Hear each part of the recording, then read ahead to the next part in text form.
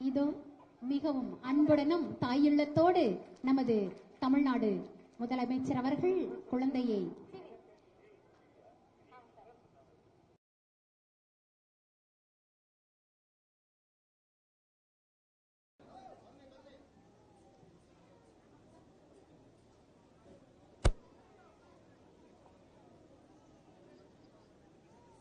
நமது வாரணவாசி ஊராட்சியை சேர்ந்த திருமதி ராகவி வெங்கடேசன் அவர்களுக்கு ஊட்டச்சத்து பெட்டகம் வழங்கப்படுகிறது.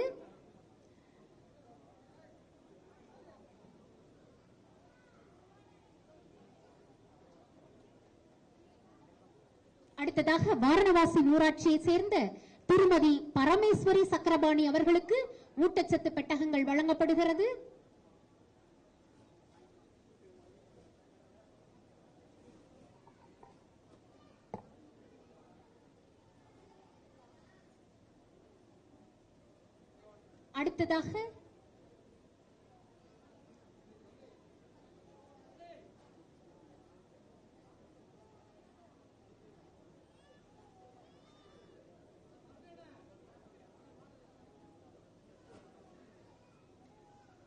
அடுத்ததாக மல்லூர் ஊராட்சியை சேர்ந்த திருமதி ராஜேஸ்வரி கார்த்திக் அவர்களுக்கு ஊட்டச்சத்து பெட்டகம் வழங்கப்படுகிறது.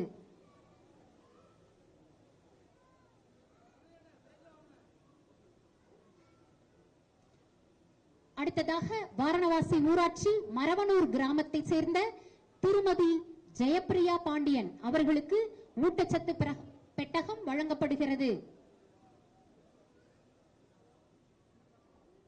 இத்திட்டத்தின் முதல் கட்டத்தின் மூலம் 6 வயது வரையான குழந்தைகளின் ஊட்டச்சத்திலும் உடல் நலத்திலும் முன்னேற்றம் காணப்பட்டுள்ளது.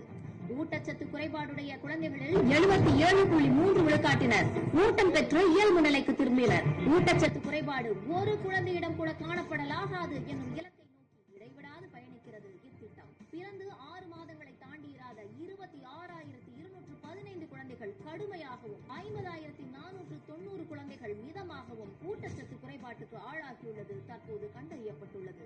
பச்சிளம் குழந்தைகளின் பாலூட்டும் தாய்மார்களுக்கு சிறப்பு ஊட்டச்சத்து பெட்டகம் வழங்கும் இத்திட்டத்தின் 2ஆம் கட்டத்திற்காக ரூபாய் 22.2 கோடி நிதி ஒதுக்கீடு செய்யப்பட்டுள்ளது. கடுமையாக பாதிக்கப்பட்ட குழந்தைகளின் தாய்மார்களுக்கு 2 ஊட்டச்சத்து பெட்டகமும், மிதமாக பாதிக்கப்பட்ட குழந்தைகளின் தாய்மார்களுக்கு 1 ஊட்டச்சத்து பெட்டகமும் அளிக்கப்பட உள்ளது.